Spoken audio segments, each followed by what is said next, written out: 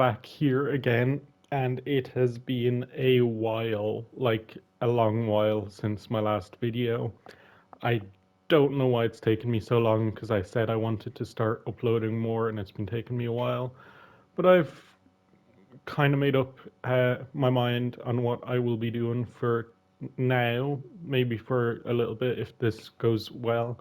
But I want to try building different structures and stuff just around an overworld, maybe into the nether at some point. Just little structures that look cool. Well, maybe not little because this is a big enough area. But just taking inspiration from like the real world, from stuff that's like historic and that, and adding them to Minecraft as structures just around the world.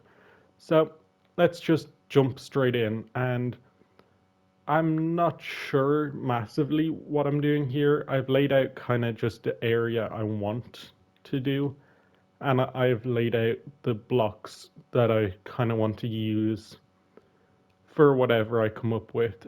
So I think I might as well just start building and come back to explain what I'm doing once I've started.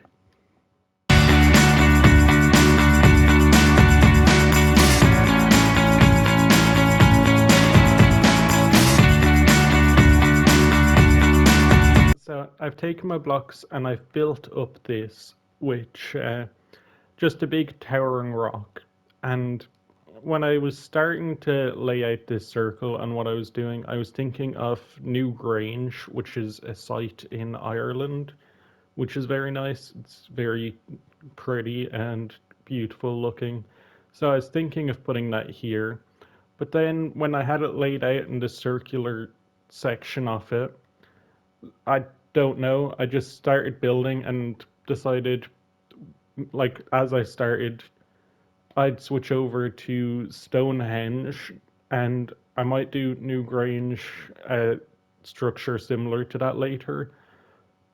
But I just thought Stonehenge was a pretty cool one just for the center here. Now, it's not going to be an exact copy, it's just taking some inspiration from it.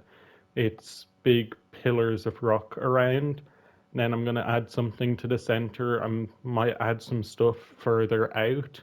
Just make it similar, like a brief glance you'd think, oh yeah, that's inspired by Stonehenge, but it's not a copy of it. It's just like a slight inspiration taken from it. So I'm going to go around and build up, maybe not all of these points. I think there's too many for what I'm going to do. But I might add in a few in different places in between these on a few of this little blocks I put down as markers, and then figure out something cool to add to the center. So I'm going to do that, and then I'll be back to fix up some details and stuff and talk through my thought process and that kind of thing.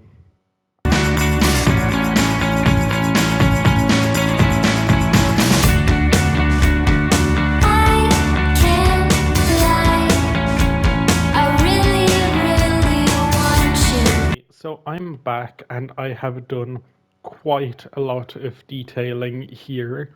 I've added some moss with a nice gradient. They're not all the deep slate color now, or was it tough that it was?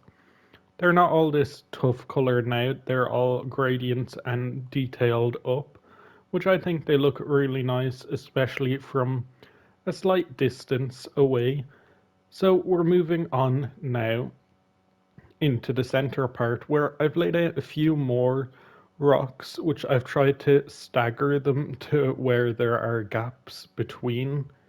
So now it's time to decide what I shall add in here to make it different from Stonehenge and not a complete copy, which I think I can do, which I might also add some stuff further out, which I need to think about first, but we're gonna jump straight into detailing the center now.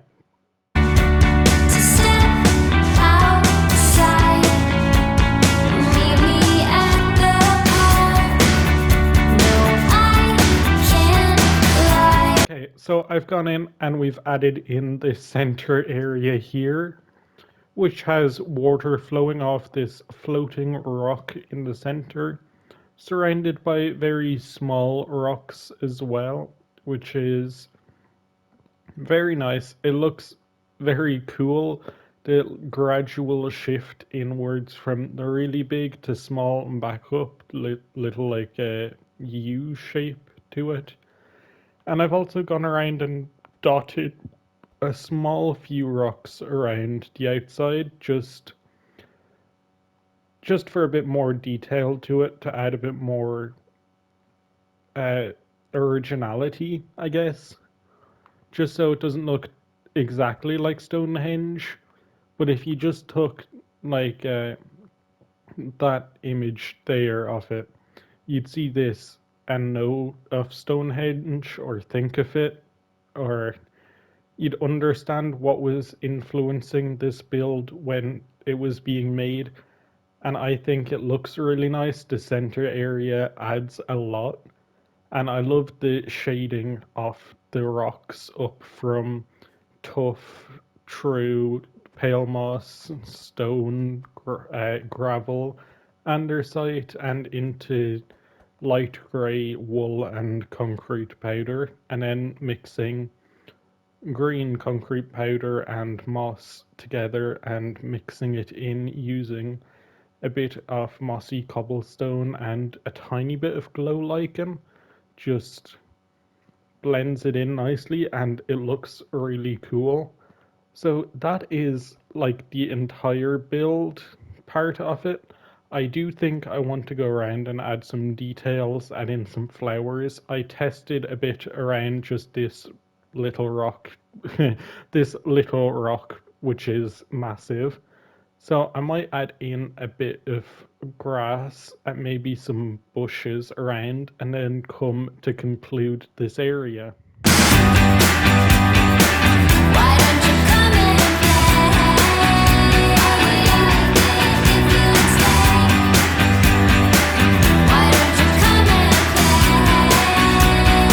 So I've just gone around, I've added in a lot of greenery, I've doubled up some of the grass and ferns around here, added in some of the taller flowers, and I just think it comes together really nicely. I think this area needs just a few more flowers in it, and that works well.